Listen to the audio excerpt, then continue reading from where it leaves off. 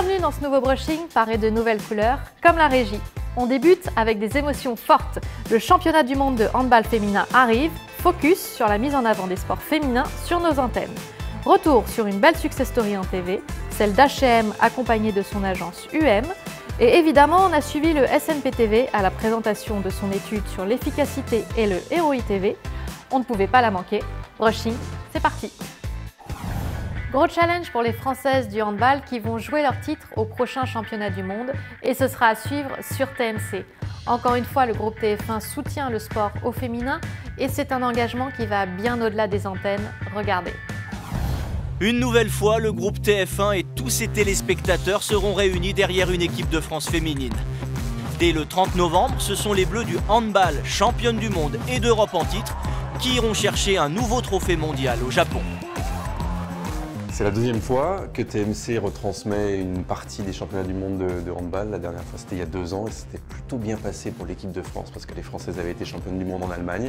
Il y a plein de choses à retenir. La première chose, c'est que les Françaises défendent leur titre et c'est toujours très compliqué. Mais 3 fois de suite, championne du monde, championne d'Europe et à nouveau championne du monde, ça serait extraordinaire. Et le problème surtout, c'est que les Norvégiennes, les Pays-Bas, la Russie, la Roumanie, elles veulent toutes être championnes du monde et elles ont toutes beaucoup de qualité. Il y a du challenge. Depuis plusieurs années, le groupe TF1 s'engage à mettre les compétitions féminines en avant. En conséquence, une visibilité maximale et de très larges audiences au rendez-vous. Mais au-delà du succès commercial, ce sont surtout des valeurs que le groupe veut défendre. C'est important pour le sport déjà, qu'il ne soit pas considéré par le grand public comme uniquement masculin. Et pour nous, ce qui est bien aussi surtout, c'est de donner l'impression, et pas simplement l'impression, mais la réalité, qu'on ne fait pas qu'une compétition, mais qu'on va les suivre sur plusieurs compétitions, championnat d'Europe, championnat du monde, et sur la durée. Et ça, c'est important pour nous, mais c'est aussi très important pour elles. Depuis que TF1 s'intéresse de façon pérenne à ces compétitions, oui, je pense qu'on installe un rendez-vous, on installe un réflexe. Je me souviens avoir été accueilli par les filles en tant que TF1 avec des grands sourires, parce qu'elles savent que si ça passe sur TF1, c'est un peu spécial.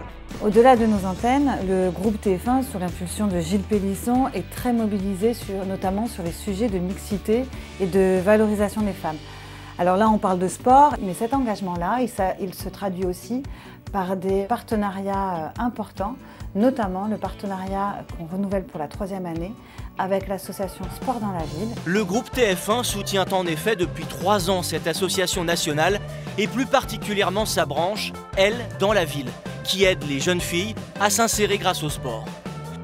Pour les accompagner, des rencontres inspirantes avec les journalistes et personnalités du groupe sont régulièrement organisées. Donc on est très fiers de soutenir cette association et c'est un autre moyen pour le groupe TF1 d'accompagner le sport et les femmes et une meilleure valorisation des femmes à travers le sport. L'équipe de France de handball féminine va tenter de conserver son titre mondial. Premier rendez-vous le samedi 30, rendez-vous 9h50 sur TMC, France, Corée du Sud et on les accompagnera, on l'espère, jusqu'au bout. La marque H&M est arrivée sur les antennes du groupe TF1 en début d'année sur les bons conseils de son agence UM.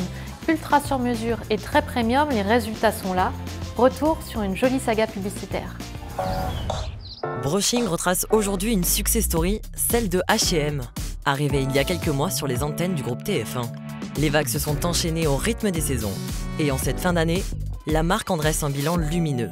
Mais revenons d'abord à la problématique de départ. Alors la problématique, elle est partie du coup d'un constat qu'on a fait sur la fin 2018, quand on a commencé à travailler à la stratégie 2019. Et on s'est dit, finalement, H&M est une marque qui est très installée, elle existe depuis 20 ans sur le marché en France.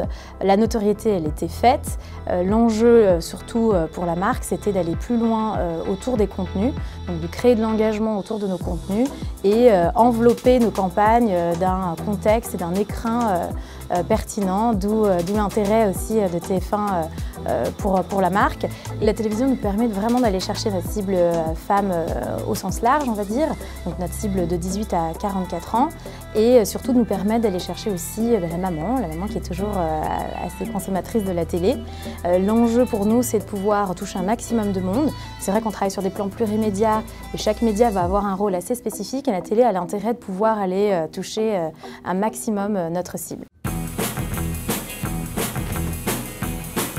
Alors il y a toujours, c'est vrai, un effet musical autour de nos vidéos qui est très recherché, sur lesquelles on va toujours travailler quelque chose qui est assez moderne dans le temps. On veut travailler un monde vivant, un monde réel, un monde concret, mais qui aussi un peu permet de s'évader.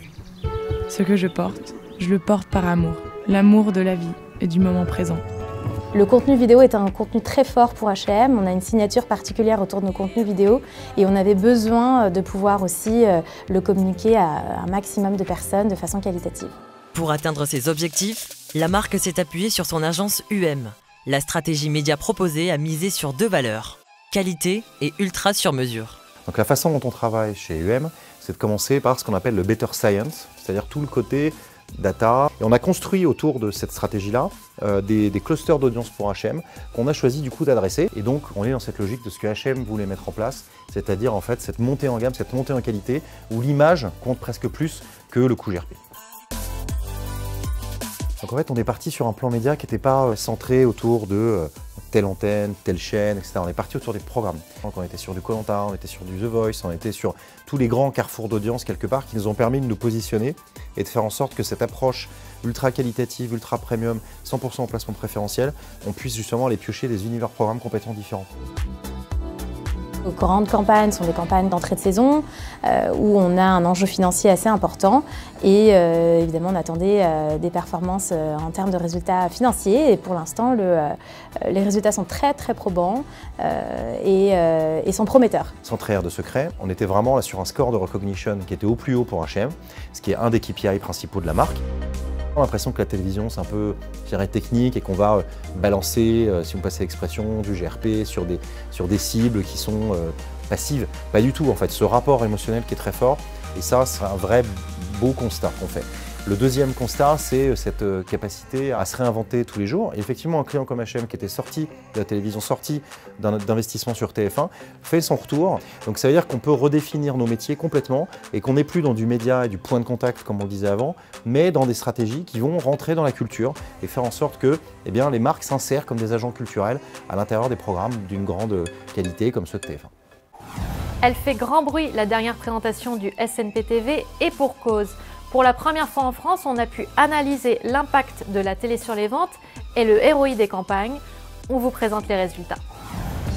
Jeudi 14 novembre, le SNP-TV créait l'événement sur le marché publicitaire avec la présentation de l'étude Efficacité et ROI de la pub télé. L'étude réalisée par Bearing Point et MMZ est d'une ampleur énorme. 3 ans d'analyse, 85 modèles étudiés, issus de 5 agences différentes. Il était très important de fournir, et je pense que c'était des attentes fortes du marché, un outil nécessaire d'aide à la décision. Par rapport à tout ça, on n'avait pas tant de chiffres que ça sur l'efficacité de la télévision. On a des chiffres qu'on connaît très bien sur son impact mémoriel, donc avec le bêta de Morgenstern, le bêta de la télévision à 18,4. On a des études d'efficacité aussi un peu plus sur le court terme, mais vraiment une étude héroïste et sur le marché français, donc c'est vraiment unique et c'est la première fois. Une des grandes forces de cette étude, c'est son indépendance totale, donc sa neutralité, donc la confiance qu'on peut lui accorder. Alors dans cette étude, donc, on a analysé justement la part de la contribution de la télévision sur les ventes et on a observé que sa contribution est à 65% par rapport à l'ensemble des autres médias. Donc c'est plus que majoritaire, c'est prépondérant et ça montre bien toute la puissance encore de ce média. Pour 1 euro investi en télévision, donc on a un retour sur investissement donc, pour ces marques de 4,9 produits, donc qui est quand même extrêmement fort si on le met en regard justement de sa part contributive aux ventes de 65%.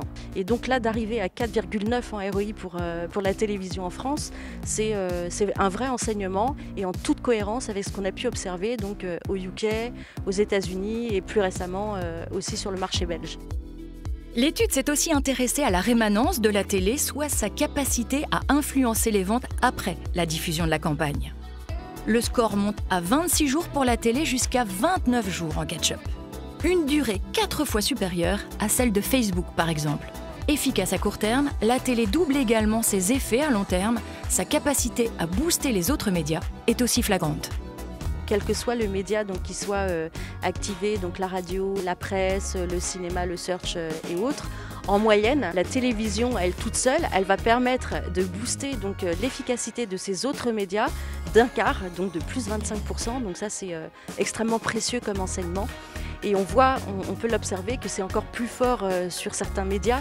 Donc par exemple, ça va être de plus 38% le combo gagnant donc de la télévision sur la radio, par exemple, mais aussi ça va être de 33% entre le search et la télévision. Je dirais que cette étude démontre qu'il n'y a pas de saturation. Pas de saturation des investissements publicitaires en télévision, c'est-à-dire que même investi à plus de 60%, le ROI ne fléchit pas. Et je crois que c'est un atout unique de la télévision. La télévision aujourd'hui investit beaucoup dans les contenus, on met beaucoup d'argent dans nos grilles de programmes et finalement c'est aussi un facteur de succès pour les campagnes de publicité qui sont diffusées dans ce contexte extrêmement qualitatif. Pour une étude de ce genre transversale, il fallait une entité qui est en vie et qui ait l'énergie pour mobiliser des acteurs et pour lancer un projet assez colossal, tant financièrement que en ressources intellectuelles et en complexité. Voilà, ça s'est fait, enfin, c'est formidable et c'est le SNPTV qui l'a fait. Et voilà, Brushing se termine. Si vous avez des questions, vous pouvez joindre nos équipes commerciales sur le tout nouveau tf1pub.fr.